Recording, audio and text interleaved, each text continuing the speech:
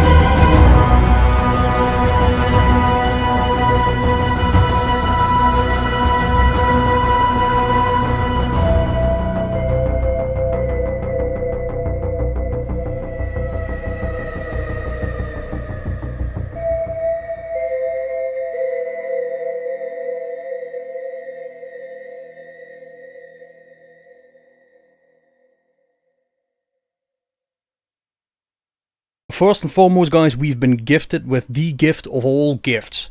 Path of Building is back. No. We will be working with good old-fashioned Path of Building from now on, in detail, step by step, everything explained exactly the way you guys like it, so everybody from a beginner to a seasoned veteran can follow this build from the lowest level onwards. Without further ado, let's take a look at that PoB. So what we have here is the completed version, but guys, for you I have added a couple of trees in here. Now all these trees signify something. Let's start at the beginning. The first tree I have here is, like I said in the video guide before, we are trying to rush towards this ASAP, Giant's Blood. Now I know there is a unique that gives you Giant's Blood. It's a glove, I think, come level 11 or something like that. But we kind of want to have the plus to the level of melee skills, or early on the Jarngrijper for some extra attack speed. And I don't think at level 11 Giant's Blood is going to be needed at all. So what we do is we just rush from this starting point right towards the Giant's Blood, taking the dual node here and taking these nodes here, which are pretty damn powerful. If you are new to this whole leveling process, this is not a twink leveling guide. We already have that on the channel. Check that video out if you want to see which pieces of gear we use at which specific levels. We made a guide for that already. I just wanted to make sure that the leveling process in terms of how you set up your tree was included in this PoB, which is what we're looking at right now. It's the fastest way to power. If you do not want to respec your tree later, this is how you'd start, right? So I made 2 complete tree sets that kind of meet in the middle at level 65. So at level 65, all the trees, no matter how you start, will be equal and changed to the main tree. So this would be level 25. At level 29, we gain access to quite a few extra points. So I know what you're saying. How can level 25 be just this part? And at level 29, all of a sudden you have 1, 2, 3, 4, 5, 6, 7, 8 points. Well, Path of Building takes into consideration that at this level you have done certain amount of quests that provide you with +2 skill points, right? +2 levels, which is why sometimes you see the levels go up less than the points that are allocated to the tree. So just know that when you see that, that is not a mistake. That is because Path of Building takes into consideration the calculations of what you have when you do your quests in time. At level 36, what we do is we add jewels. Now in the twink leveling guide I'm explaining very precisely what jewels those are, but we made a note section which I'll go into as well on the priority of literally every piece of gear. We'll get into that in a sec, but just know that jewels are a core part of the build, so we take jewel nodes wherever we can get them. At level 46, we start taking, like we said in the twink leveling guide, anything and everything that has to do with regen. That is also a part, obviously, of the jewels we socket, but we take regen on this part of the tree to prepare to go for blood magic over here. And at level 56, we take both resolute technique, so we no longer have any issues with accuracy, and we have an additional jewel slot here, and blood magic. So at this point, if you've set up everything according to the twink leveling guide that we've provided, and you have life regeneration jewels on every single jewel slot, as well as all the nodes that we've shown here for regen, then you should be able to run blood magic at the level that your totems are at that point. So this is kind of the setup that you need before you go to blood magic. And at level 65, as you can see, we've redone this routing towards this routing, and what that does, I'll show you guys when we go to the 65 tree right here, is it enables you to have this jewel slot as well. About the same nodes, you lose 1 point, but for that 1 point that you lose, you gain area of effect here, here, here, and here. So that is quite a bit of area of effect extra by just rerouting your tree. Now, once again, I think early leveling dictates that the sooner you have a certain amount of power in game, the better leveling feels. Which is why I still recommend using this tree set instead of this tree set. But if you don't want to swap around cheap trees or anything like that, this is your second subset of trees that you can use, where you don't have to swap anything and you can just follow this tree step by step until you reach this point. Now come level 80, which is pretty quickly when you do leveling, we've already started adding some jewels. What we've added is the strength scaling element, and we've added the scaling of the Against the Darkness Time Lost jewel, which is really important for that extra strength and life literally everywhere. Attack speed gained here, but also increased maximum life on top of that. And each of the big notables give you 4% increased strength if your Against the Darkness is maxed scaled. So really powerful. We're also rushing to the right side first of the tree, because I think with the latest things that we've discovered, that skill speed, which is pretty much attack speed, is just too strong with these totems to ignore, which is what you see everywhere, right? We put it on the gear, we put it on the tree. We are now scaling attack speed as much as we can to scale our damage, because we don't really take any totem damage on the tree. So if you're looking here, there's no totem damage there other than the nodes that we need to take to gain the additional totems. So attack speed scaling is the strongest form of totem damage scaling that we have right now, and that's why we focus so heavy on it. And at 90, this is the main tree, where you do take the other jewels, and you by now probably already have that at Series Disdain, we're gonna go over that in a little bit, to gain your Energy Shield scaling and the Grim Feast for even more Energy Shield, and that is when we start using Zealot's Oath, because Zealot's Oath gives us the regen to our Energy Shield when our life is regenerated in full. So it's excess regeneration. That means your life needs to be full for your Energy Shield to regenerate. It does mean your Energy Shield doesn't recharge, but we don't need that anyway, as you'll see in the gameplay footage. Past this point, what I personally did, because I just hit level 95, is I took these nodes and I removed these. Right, so we just sneak in an additional 6% attack speed. That's what I did there. I took a little extra AoE here as well. Those are these two nodes. And probably the extra regen that I really want to have. Take an additional node here or an additional node there, what you want. But this, from that point, level 90, I would say, it's up to you where you go with the setup. Let's go right into the notes and why I've written what I've written. So I've compiled some of the most frequently asked questions under the guide. One of those questions was, what do I have on my jewels and what is most important? I'm not going to read all of these right now on stream because I think everybody can read, right? So this will be in the video description under the video that I'm going to post on the YouTube channel. But basically each item that you have in this build will have a note in here showing you what your main priorities are. So the thing that is spot 1 is in fact the most important priority, in this case life regeneration rate. Spot 2 would be the area of effect, and spot 3 one of the following. Now one of the following, I'm still a little bit contemplating whether damage is important at all. You'd think that it is, but damage scaling happens mostly off of gem levels and of attack speed that we gain through gear and on the tree. Personally, I started experimenting with a lot of totem placement speed to make the build feel smooth without having to take these 3 nodes, right? And without having any totem placement speed anywhere else. And I started experimenting with skill effect duration, because like I say over here, I'm using the 4 totem setup. And the disadvantage of the 4 totem setup is that we have 50% less skill effect duration. So it makes it feel a little less spammy by getting some extra duration if you can find it on jewels. This also scales the duration of your Orbs of Storm setup. So that helps you a little bit in that as well. But it's mainly for the 4 totem setup duration of totems.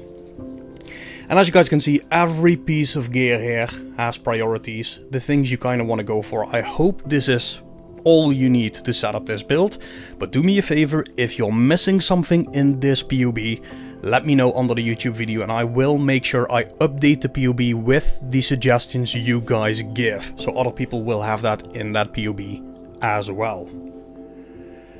For the items, I have manually imported each and every item that I am using at this point right now. That does not mean you have to get the exact same items that I do. There's obviously some wiggle room, some freedom for you to experiment with the build. Like I said, I'm no longer weapon swapping or anything like that. So there isn't a second tree, there isn't a shield. It's just this right now. And for me, that is enough. Now, you could go for a weapon swap with a good tanky shield, you could go for Swalin, you could go for that lucky block and see how far you can get it and even more safe. For me, I'm not dying anymore, so I don't add things to a build if I don't feel it's necessary, but you're obviously free to do that if that is something you really like to do. Now the most important thing here is always cap your resistances. For real, that is the most important thing. There are a few tricks that you can do if the gear is too expensive with high resistances, and one of those tricks would be finding or live searching for jewels like this. You might get these for 1 or 2 diff, and that little bit extra resistances on there could be the difference between capping your resistances or just not capping them. So some tricks like that could help you get your resistances capped. Other than that, guys, I got the question, why don't I see the damage in the setup? Well, the thing is, if you go to my screen right now, this is the lowest DPS we have. So that's at 104k per totem, but look at the speed at which these attack. Right, so this makes it for a ridiculously smooth gameplay. The problem is, if we go to PoB and we check the damage, it's not going to look good. Look at this. Shockwave Slam. Hit DPS 18,600. Now, I'm not quite sure what is causing this. Shockwave Totem. Right, we have that here. But it's just not calculating it properly inside Path of Building, showing we only have 75k or something like that DPS. That could be a user error, or it could be that I'm not doing something correctly, but just know that that is the reason why I haven't put this on Slam or anything like that, but just put it on Shockwave Totems, because you guys can see in-game in this guide how much damage it does, and you know that by now. So I don't want to get anybody under the YouTube channel saying, well, it only does 20k DPS. We all know it's not the case. So you can use what you see here to set up your totems. This is the correct link that I'm using in the 4 totem setup.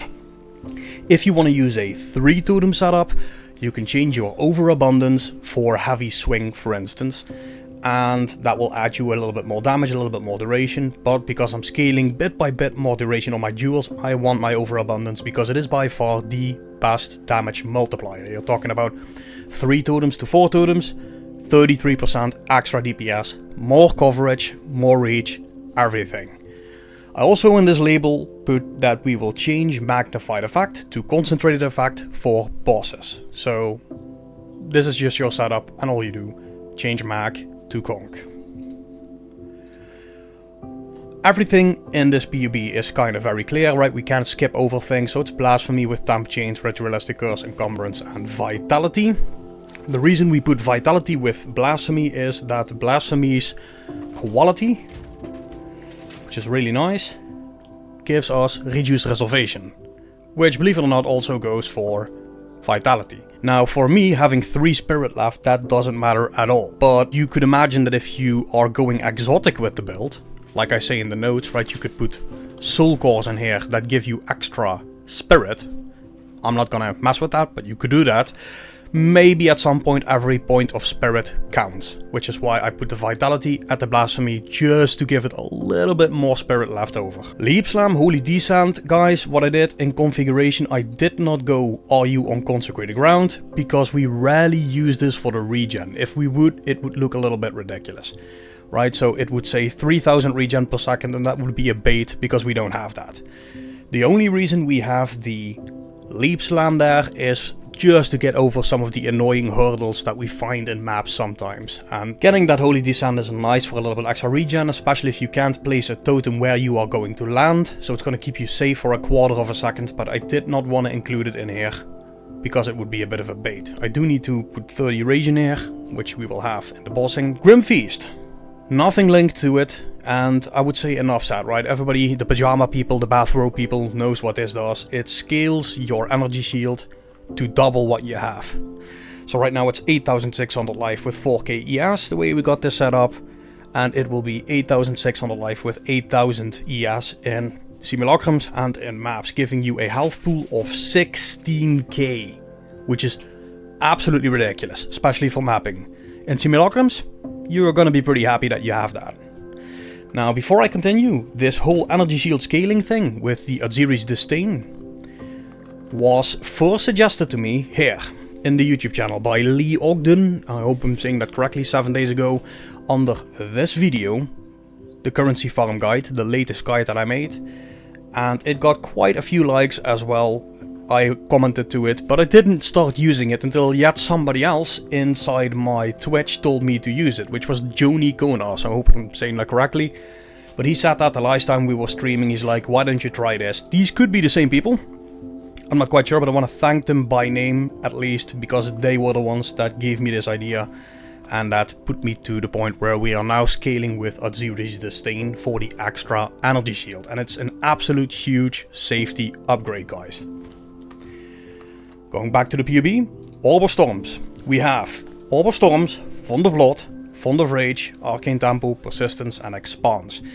Now, keep in mind, Expanse, guys, gives you quite a bit extra area of effect on your Orbs of Storms, but adds a 6-second cooldown. Now, for those that have been watching, if we do Simulacrum, then we kind of just move around in the Orb of Storms, like this. Right, this is kind of how we do Simulacrum. And we don't really care about the cooldown. If we do mapping, that cooldown could be annoying, and you kind of want to remove your expanse. Don't have to socket anything else in there, but just know the expanse setup is really nice for doing your Simulacrum. Now this is it as far as the skills go. There really isn't much else in there. We could do a blink setup on and off hand with a shield charge and, you know, cancel animations, and if you want to do that, go ahead. For me, and I know a lot of other people, I wanted to keep this build as simple as possible with as little buttons and complicated swaps and all that kind of stuff as we can. Just know that the option is there to go for a weapon swap, like I said before, with a shield charge, a blink and all that kind of good stuff for way faster movement. I'm gonna quickly dive into the items again. It is in the notes, but what we have here and the most important things are just strength and melee skills, guys. Don't make it too complicated. You can get the stun build up in there. It's not really gonna matter all that much. It's a little bit extra, but what you're looking for there is the +7 if you can get it, +6 if you can't, with the extra strength in there. The Exiles Disdain, we already were talking about this just a little bit, is giving us the 30% of maximum life as extra maximum energy shield. And this is a really big add because we are brute forcing an insane amount of life on this build. So it really adds up a lot.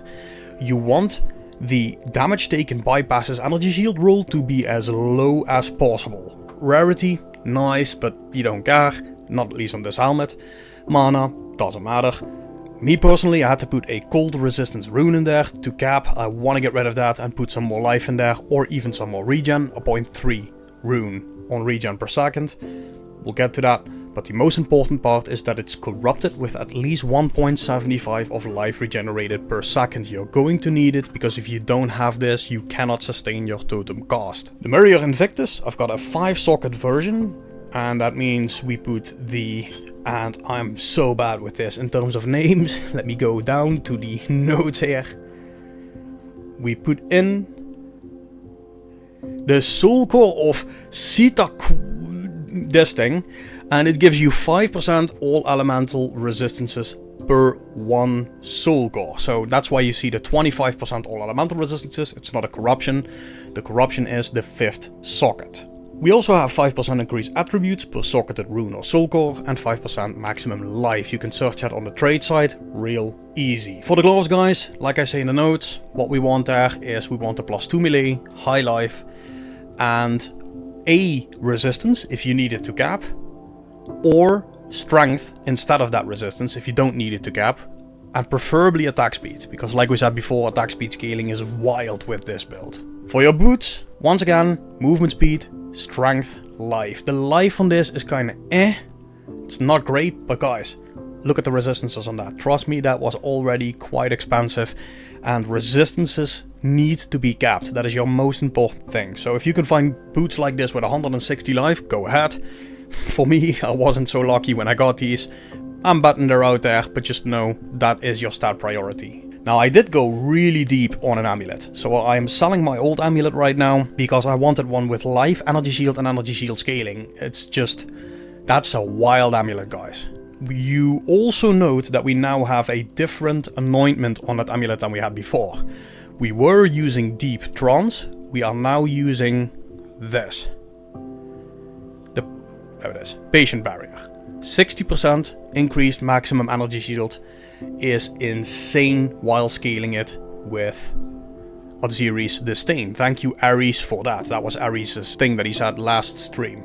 So scaling that with our Grim Feast and our Exiles Disdain gives us that crazy energy shield that we have. For the rings, nothing has changed. We still have the all elemental resistances, the high strength, life and chaos rest to make sure we can cap it, and the same on this one with 1 explicit and 1 implicit resistance needed to cap our resistances.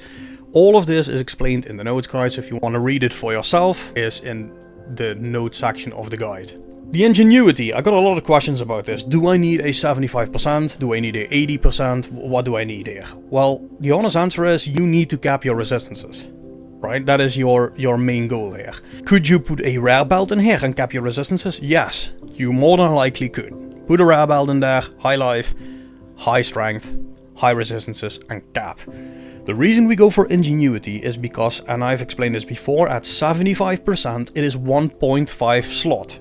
Meaning, if I have 75% increase effect of this ring and 75% increase effect of that ring, we are looking at 150% effectiveness of 2 items, giving us a 1.5 slot versus a 1.0 slot. That's why we do this. Now this is end game scaling. If you don't have the currency to go for ingenuity, you can just very easily go and put any old good rare belt in there, cap your resistances. Just know that if you want to push your rings a little bit further, that is a good way to do it. At a significant divine cost. Now there's another reason usually people do it. I've messed around with this as well, but I kind of stepped away from it. It's rarity scaling. That does happen on rings really high, but not on belts. So that's the main reason a lot of people use it. For me, I just wanted to have that 1.5 slot versus 1 slot that I would have with a rare belt. Flask and charms, we have the cannot be frozen thingy, right? Immune to freeze, very important. But freezing is a little bit more problematic if you enter maps with, let's say, freeze build up and you have these guys tossing these ice orbs at you. It can happen that you get frozen. It's rare, but if it happens, it's not good. For life flask, increased life recovered, but guys, we have so much life that it's gonna be just a pinprick. It's nice, it could save your life, but it's minimal. I'm not gonna go over all the rare jewels. I think we've done that in the other guide and we do it in the notes as well, but I will go over the unique jewels. So what I'm using here is a unique Megalomaniac with deep trance and supportive ancestors. And where before, guys, we were stuck trying to get the number that was correspondent to the skill within PoE database sites, we can now actually search allocate on the trade site. So we can do allocate and then we can search for specific skills that we want to allocate. I highly suggest, especially with the ascendancy changes that we've done, that you seek one with deep trance. Especially if you do 4 totems like I do, because you'll be spamming them all the time, even with duration scaling, and you want that cost to be as low as possible. Deep Trance gives us 10% less cost of skills. Combined with our ascendancy, oh, it's not here, it's over here. Combined with our ascendancy, that is a 40% less cost of skill or a built-in 7 link. Basically, you're looking at inspiration between those 2 nodes. It also had, where is it? The supportive ancestors. And supportive ancestors is a pretty powerful node that gives you attack and cast speed per summon totem. We just care about the attack speed. But this is another reason why I went for 4, because that's 8% attack speed and 25% increased damage. Totem damage, whatever damage, generic damage. For the Against the Darkness, we already explained this. 1% life, 4% increased maximum strength. Do not search for a 4% increased maximum strength. Search for increased strength. You can divine this up yourself. You don't need to go for the max roll on this, right? Don't do it. Now here's the good news. We don't have to search anymore for 7.5 hours and trying to find them. We can now, with the updated trade site, literally type small passive skills and radius and get the node. Notable, also grant, and get the strength. This will be found in 30 seconds now. In the notes, I've also added quite a few other things that you could search for on a Megalomaniac. Because I know if I just put 2 things in there, people are gonna say, you know, I've searched it, it's 5 million divines, I can't. I know, right? That's the problem when you put out a guide, prices rise. So I have the deep trance. I really do think you want that as a base, but it's not mandatory. There are quite a few really decent things that you can go for here, and I've listed just a couple of them under here that you can search for. Some of them might be relatively cheap. Now there's one more item that is not in my item list right now that you might need to go for if you do not have a level 21 Shockwave totem, which I don't think is realistic. Not a lot of people have that level 21 Shockwave totem. There are not too many of those on trade, if any, so you might have to go for a Prism of Belief diamond with +1 to the level of all Shockwave totem skills to get to level 40. I'm not sure what that goes for. It's probably between 3 and 6 div, somewhere in that range. But just know if you want to squeeze it to level 40, that might be what you need to do if you don't have the ascendancy point over here, like we stepped away from for the last course. And if you don't have a 2120. Now keep in mind, guys, I will put this PoB under the video in the YouTube channel, so everyone can just grab this, have all the trees that they need to level it, have all the information that they need on their gear, all that kind of stuff. And know that if I forgot something in this guide, like I said before, leave it under the YouTube video, leave it as a comment, and I will put it in the PoB. I will update under the video as I go. If you made it to the end, thank you very much for watching. I hope this information helps everyone, and the path of building that we now have and all the information that we put in there helps everyone set up their build as they see fit. There is still a lot of wiggle room. There might be some updates on the video in the future. I don't know when that will be, because I think we're reaching very much so the end of the line for customization, at least within what is reasonable in terms of budget. But stay tuned, guys, because PoE 2 is just heating up. Thank you all for watching, and if you like this kind of content, leave a thumbs up, sub to the channel, it really helps the channel grow, and I will see you guys on the next one.